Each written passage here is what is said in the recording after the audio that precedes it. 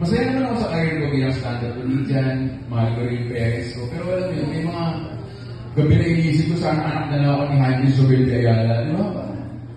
Sino nyo kung anak ko ni Jaime Zubel de Ayala, hindi ako nagpapatawa sa tindahan ng hotdog na yun. Di ba?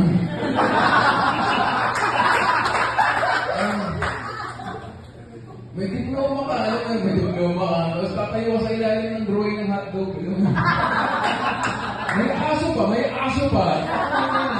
Kumusta kayo? Gusto ko lang imbitahan kayo sa theater show ko. Oo, step up na sa hotdog restaurant.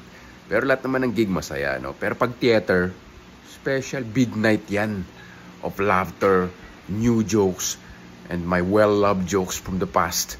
Kung hindi pa kayo nanonood, eto na yung opportunity. At kung nanood na kayo dati, ay magsama kayo ng mga ibang kasama.